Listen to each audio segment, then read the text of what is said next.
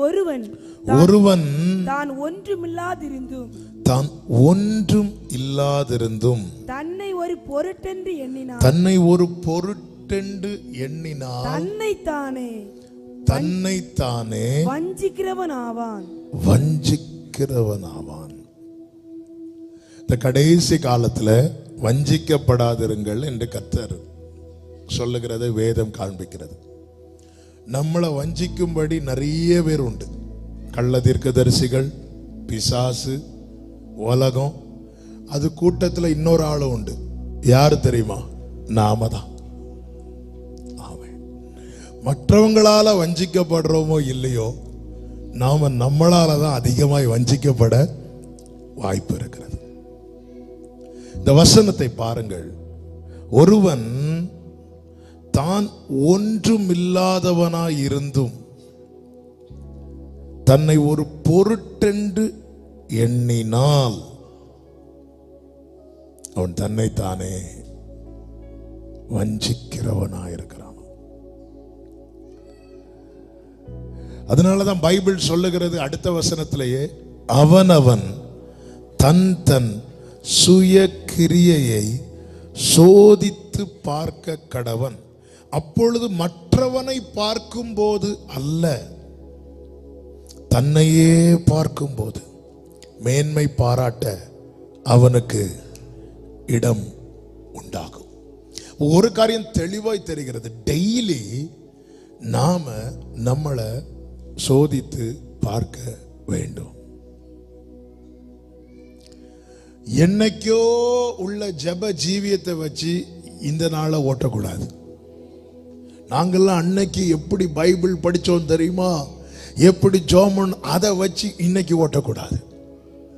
ஒருவன் தான் ஒன்றும் இல்லாதவனாய் இருந்தும் நான் எப்படி இருக்கிறேன். பிரசன்னத்தை அனுபவித்தவர்களுக்கு பிரசன்னம் இல்லைன்னா எப்படி இருக்கும்னு தெரியும். தண்ணீர்ல மூழ்கி குளிச்சவங்களுக்கு தண்ணீர்ல மூழ்கி குளிக்கிறதுன்னு என்னன்னு தெரியும். ஒரு அனுபவம் நம்முடைய வாழ்க்கையில வந்ததுக்கு அப்புறம் அதனுடைய எக்ஸ்பீரியன்ஸ் நமக்கு தெரியும். அது இல்லைன்னா எப்படி இருக்கும், இருந்தா எப்படி இருக்கும். ஒரு தேவ பிள்ளை இதை அறியணும், இதை உணரணும். இல்லைன்னா நாமே நம்மளை வஞ்சிக்கிறவர்களா இருப்போம். எரேமியா 31:19 எப்ராயிம் சொல்லுகிற ஒரு வார்த்தை உண்டு. நான் என்னை அறிந்து கொண்டதற்கு பின்பு விழாவில் அடித்துக் கொண்டிருக்கிறேன். எரேமியா 31:19 நான் என்னை அறிந்து கொண்டதற்கு பின்பு. ஆமென். நீங்களே உங்களை பார்த்து கேளுங்க, ஆமா நான் யாரு? நாம எல்லாருமே மற்றவர்களை அறிந்து கொள்வதில் ரொம்ப கவனம் செலுத்துறோம். ரொம்ப இன்ட்ரெஸ்டா இருக்கும் நமக்கு.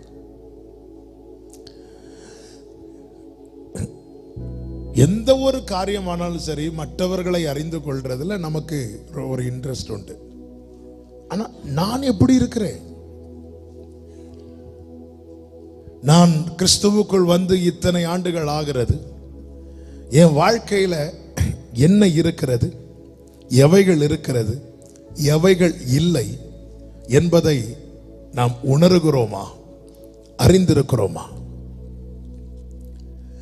இயேசு கிறிஸ்து காட்டி கொடுக்கப்பட்ட அந்த ராத்திரியில அவரை பிடிக்க வரும்போது சீஷர்கள் எல்லாம் சிதறி ஓடினார்கள். இந்த சம்பவம் மார்க்கு சுவிசேஷத்தில் சொல்லும் போது ஒரு வாலிபனை குறித்து சொல்லப்பட்டிருக்கிறது. மார்க்கு 14வது அதிகாரம் 50-51 வசனங்களில் இப்படி சொல்லப்பட்டிருக்கிறது. அப்பொழுது எல்லாரும் அவரை விட்டு ஓடி போனார்கள். ஒரு வாலிபன் ஒரு துப்பட்டியை மாத்திரம் தன்மேல் போர்த்து கொண்டு அவர் பின்னே போனான். அவனை பிடித்தார்கள். அவன் தன் துப்பட்டியை போட்டுவிட்டு நிர்வாணமாய் அவர்களை விட்டு ஓடி போனான். அதாவது ஒரு துணியை மேல போட்டிருக்கிறான். எல்லாரும் போடுறது மாதிரி அவனும் போட்டிருக்கிறான். அந்த ஒரு துணி விலகுனது தான் தெரியுது, அவன் உள்ள ஒண்ணுமே போடல. இன்னைக்கு அநேகருடைய கிறிஸ்தவ வாழ்க்கை அப்படிதான் இருக்கு. மேலோட்டமா ஒரு வேஷம். சண்டேனா ஒரு வெள்ளையை போட்டு வந்தா நாங்கெல்லாம் யாரு பரிசுத்தவான்கள். ஆனா உள்ள ஒண்ணும் இல்லை. நாமே நம்மளை தகுதிப்படுத்துறோம். வெள்ளை போட்டா நம்ம தூதர்கள், உள்ள ஒண்ணும் இல்லை. அதனாலதான் ஆண்டவர் சொல்ற, நீங்களாம் வெள்ளை அடிக்கப்பட்ட உள்ள. அவர் அவர் உள்ளத்தை பார்க்கிறார். உள்ள என்ன இருக்கு? உள்ள யாருக்கு வேணும்? நான் என் பக்கத்துல யாராவது வர்றது வரை நான் உறங்கிட்டு இருப்பேன். யாராவது வந்து இருந்துட்டாங்கன்னா அனலாயிருவேன். அவ்வளவுதான். அப்போ நம்ம கொஞ்சம் அப்படி ஃபயரா ஜெபம் பண்ணாலே நம்ம ஒரு இமேஜை கிரியேட் பண்ணிடுவோம். என்ன கிரியேட் பண்ணிடுவோம்னா, இவங்கெல்லாம் பிரேயர் வாரியர். என்ன வாரியலோ இவங்களா ஈஸியா கிரியேட் பண்ணிடலாம்.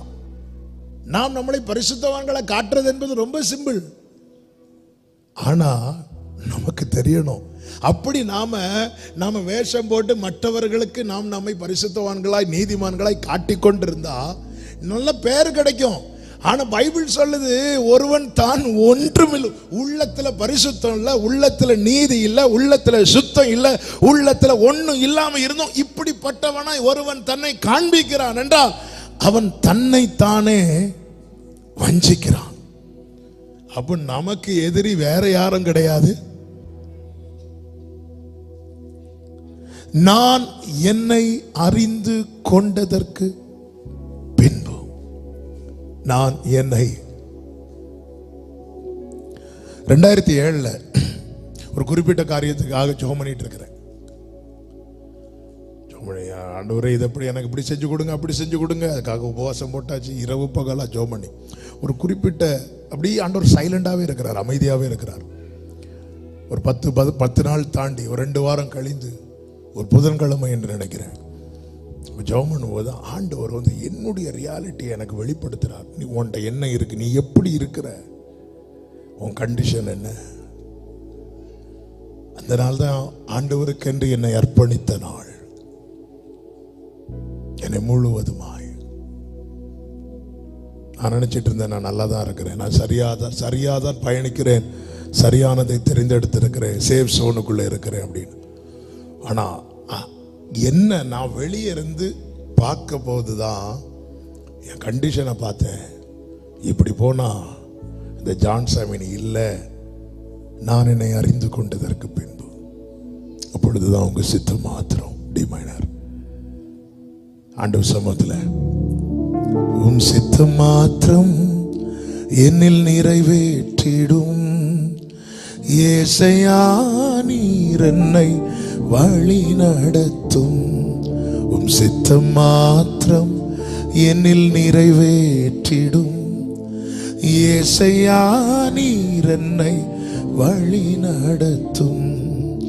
வியாதியோ துன்பமோ எதுவோ வந்தாலும் உம் வாக்கை நம்பி உமக்காய் வாழ்வேன். வியாதியோ துன்பமோ எதுவோ வந்தாலும் உம் வாக்கை நம்பி உமக்காய் வாழ்வேன். தொல்லையோ கஷ்டமோ எதுவும் என்னை பிரிக்காது, என் தேவனை நம்புவேன். தொல்லையோ கஷ்டமோ எதுவும் என்னை பிரிக்காது, என் தேவனை நம்புவேன். இயேசுவே இயேசுவே எந்தன் வாஞ்சையை நிறைவேற்று. நாம நம்ம அறியாம அவர் சித்தத்துக்கு ஒப்பு கொடுக்க முடியாது. நாம நம்ம அறியாம அவர்கிட்ட என்ன கேட்கணும்னு தெரியாம இருப்போம். ஏசாயா தான் யார் என்பதை அறிந்து கொண்ட போது அவன் விரும்பினது ஒன்றே ஒன்றுதான், சுத்தம். ஹல்லேலூயா. பவுல் தான் யார் என்பதை அறிந்து கொண்ட போது அவன் கேட்டது ஒன்னே ஒண்ணுதான், கிருபை. எனக்கு தெரியணும் நான் ஒண்ணும் இல்லாதவனா இருந்தோம். இப்போ நான் என்ன எடுத்துக்கிட்டா, கிருபையினால் நிறைய ப்ரீச் பண்ண வச்சுட்டார். அதனால ஓரளவுக்கு பிரசங்கத்தை பண்ணி ஓட்டிடலாம். பாட வச்சுட்டார், பாடிடலாம். என்னைக்கோ நான் பாடினதையும் பிரசங்கம் பண்ணதையும் வச்சுட்டு இன்னைக்கு நான் தேவ சமூகத்திலிருந்து அந்த பிரசனத்தை நான் இழந்து பாடலாம். பிரசனத்தை இழந்தாலும் பாடலாம். பாடுறது விஷயம் இல்லை, ப்ரீச்சும் பண்ணிடலாம். ஆனா நான் பிரசனத்துல இருக்கிறேன்னா இல்லையான்னு எனக்கு தெரியும். எனக்கு தெரியும். என்ன பிரசனத்தை அனுபவித்ததுனால. பிரசனத்துல இருந்தா எப்படி இருக்கும், பிரசனத்துல இல்லைன்னா எப்படி இருக்கும்னு தெரியும். ஹல்லேலூயா. ஒரு நாள்ல ஒரு 2018 ஆண்டு 2018 தான் நினைக்கிறேன், ஒருத்தங்களுடைய செயல் மனதை பாதிச்சுட்டு அந்த வாரத்துல செய்தியும் கரெக்டா அவரை போட்டு தாக்குற மாதிரி தான் இருந்துச்சு. பாயிண்ட் எழுதும் போதே இன்னைக்கு இருக்கு 4வது பாயிண்ட்ல. அப்ப நல்ல கான்பிடன்ட், ஆண்டவர் தான் வார்த்தையை கொடுத்துட்டார். ஆனா மனசுல எப்படி வந்துட்டு இருக்குன்னா இந்த பாயிண்ட் யாருக்கு தான்? அவருக்கு தான். சாட்டர்டே நைட் இருந்து ஜெபம் பண்ணும் போது ஆண்டவர்கிட்ட சொல்றேன், ஆண்டவரே அப்பா இந்த 4வது பாயிண்ட் பேசும்போது எனக்கு கிருபை தாங்க ஆண்டவரே சொல்லிட்டு, ஆண்டவரே நான் இது பேசுறது உங்க சித்தம் இல்லைன்னா நான் அந்த பாயிண்ட்டை ஸ்கிப் பண்ணி போயிடணும் அப்படி சொல்லிட்டு ஜெபம் பண்ணிட்டேன். பிரசங்கம் ஓடிட்டு இருக்கு, பயங்கர ஃபயரா போயிட்டு இருக்கு. எனக்கு தெரியுது ஆண்டவருடைய பிரசங்கம் பழைய சர்ச்சில் அப்படி ஃப்ளோ ஆகிட்டே இருக்கு. 4th பாயிண்ட் ஸ்கிப் ஆகி 5th பாயிண்ட் போயிட்டு இருக்கு. மீட்டிங் முடியும் அப்போ ஒரு ஆராதனை தான், 12:30 மீட்டிங் முடியும். 12:10 ஆகுது. 5வது பாயிண்ட் போகும்போது எனக்கு ஸ்ட்ரைக் ஆகுது, நம்ம எந்த பாயிண்டை விட்டுட்டோம்? 4வது பாயிண்டை விட்டுட்டோம். அவர் அப்படி ஜம்முன்னு இருக்கிறாரு. பிரேக் போட்டு இன்னொரு பாயிண்ட் நான் விட்டுட்டேன் அப்படி சொல்லிட்டு திருப்பி போய் அந்த பாயிண்டை டச் பண்ணேன் பாருங்க. நான் டச் பண்ணது யாருக்கும் தெரியாது. அடுத்த செகண்ட் என்னை விட்டு ஏதோ பறந்து போனது போல இருந்து. அடுத்த செகண்ட் எங்க ஒரு சுத்தி தூதர்கள் நின்று நம்மளை ஹக் பண்ணிட்டு இருக்கிறாங்க. எல்லாரும் கையை விட்டுட்டா எப்படி இருக்கும்? அப்படி இருந்துச்சு. எனக்கு ஒன்னும் ஓடல், நான் புல்பிட்ட எப்படி பிடிச்சு நிக்கிறேன். அவ்வளவுதான். 5 மினிட்ஸ்ல மீட்டிங் முடிச்சுட்டு ரூம்ல போய் விழுந்துட்டேன். சாரி ஆண்டவரே. பல நேரத்துல தப்புன்னு தெரிஞ்சாலும் மாம்சத்துக்கு ரொம்ப இடம் கொடுக்கிறோம். இடம் கொடுத்து ஒரு வார்த்தை எப்படியாவது சொல்லியாவது ஆகணும். இல்ல, ஒருவன் தான் ஒன்றும் இல்லைன்னு தெரிஞ்சதுக்கு அப்புறம் தன்னை ஒரு பொருட்டா எண்ணிட்டானா, நம்ம ஒரு லாங்குவேஜ்ல சொல்லணும்னா அவன் ஜோலி முடிஞ்சுன்னு அர்த்தம். சிம்சோனை விட்டு கர்த்தர் விலகினதை அவன் அறியவில்லை. அப்படின்னு கர்த்தர் போயிட்டார்னாலே அவன் ஒண்ணும் இல்லை, அவன் நத்திங். அவன் நத்திங்னு அவனுக்கு தெரியல. அப்படி தெரியாத போதும் ஆமென்